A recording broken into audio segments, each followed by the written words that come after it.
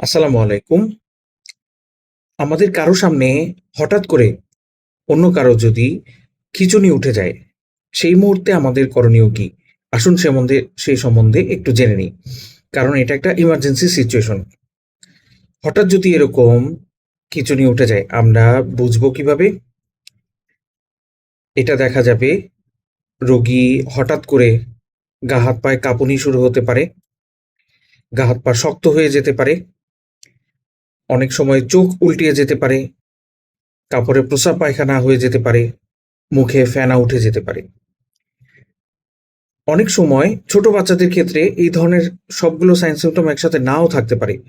তাদের ক্ষেত্রে অনেক সময় অনেক অল্প সময়ের জন্য, মাত্র কয়েক সেকেন্ডের জন্য ইভেন হাত পা শক্ত হয়ে যেতে পারে বা কাঁপুনি উঠতে পারে, স্থির দৃষ্টিতে একদিকে তাকিয়ে থাকতে পারে। এরকম সিম্পটম হলে মোস্ট লাইকলি এটা খিঁচুনির জন্য। এই ধরনের রোগীর সাধারণত আগেও অনেক সময় খিঁচুনির হিস্ট্রি থাকতে পারে। তাহলে এই মুহূর্তে আমাদের করণীয় কি? প্রথমেই যেটা জরুরি সেটা হচ্ছে কি করা যাবে না। প্রথমেই এই সময়ে প্যানিক হওয়া যাবে না,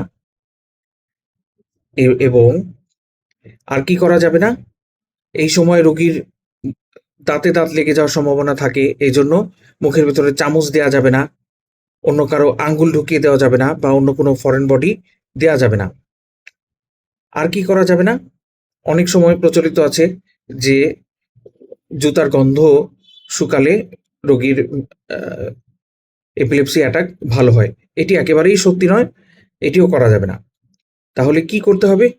রোগীকে সম্ভব হলে সাথে সাথে শুইয়ে দিতে হবে, বাম দিকে কাত করে দিতে হবে, এবং মুখে যদি ফেনা থাকে এটা মুছে দিতে হবে। তাহলে কি হবে?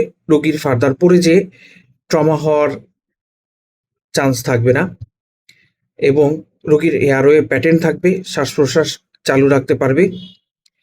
আর টাং ফলব্যাক হওয়া, অনেক সময় জিহ্বা পিছন দিকে সরে যেয়ে এয়ারওয়ে অবস্ট্রাকশনের পসিবিলিটি থাকে, সেটাও প্রিভেন্ট করা যাবে।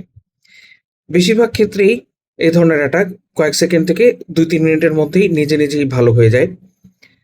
যদি তারপরও ভালো না হয়, যারা অ্যাডাল্ট পারসন তাদের ক্ষেত্রে ডায়াজেপাম ইনজেকশন মাংসে দেওয়া যেতে পারে। বাচ্চাদের ক্ষেত্রে ডায়াজেপাম সাপোজিটরি দেওয়া যেতে পারে। এরপরও যদি এটা ভালো না হয়, বা বিশেষ করে খিঁচুনি যদি ২ থেকে ৩ মিনিটের বেশি পারসিস্ট করে, তাহলে এটা স্ট্যাটাস এপিলেপটিকাস এর দিকে যাওয়ার সম্ভাবনা বেশি। অর্থাৎ খিঁচুনি লম্বা সময় ধরে হতে পারে বা বারবার খিঁচুনি হতে পারে। এই ধরনের ক্ষেত্রে রোগীকে যত দ্রুত সম্ভব হসপিটালে নিয়ে যেতে হবে। আর এই ধরনের রোগীর ক্ষেত্রে যেটা করণীয়, পরবর্তীতেও বেশ লম্বা সময় ধরে খিঁচুনির ওষুধ ডাক্তারের পরামর্শ অনুযায়ী নিয়মিত কন্টিনিউ করে যেতে হবে। ডাক্তারের পরামর্শ ব্যতি রেখে এই ধরনের ওষুধ বন্ধ করা যাবে না। ইভেন রোগ ভালো হয়ে যাওয়ার পরও ডাক্তারের পরামর্শ অনুযায়ী অন্ততপক্ষে ৩ থেকে ৫ বছর পর্যন্ত ওষুধ ক্ষেত্র বিশেষে কন্টিনিউ করতে হতে পারে। আর এই ধরনের রোগীকে ঝুঁকিপূর্ণ স্থানে একা রাখা যাবে না। যেমন আগুনের কাছে, ধারালো কোনো জিনিসের কাছে বা কোনো ঝুঁকিপূর্ণ স্থানে একা রাখা যাবে না। তার সাথে অ্যাটেন্ডেন্ট রাখতে হবে। যেগুলো কন্ডিশন খিঁচুনিকে ট্রিগার করে, যেমন অতিরিক্ত আলো কিংবা অতিরিক্ত নয়েজ, কিংবা আ অন্ধকার ঘরে টিভি দেখা। ঠিক আছে? এই ধরনের বেশ কিছু কন্ডিশন আছে যেগুলোতে খিঁচুনি ট্রিগার করতে পারে। সেগুলো থেকে রোগীকে যতটুকু সম্ভব সেফ রাখতে হবে। একটু সাবধানে থাকলে অনেক বিপদ এড়ানো যেতে পারে। সবাই ভালো থাকবেন, সুস্থ থাকবেন। ধন্যবাদ।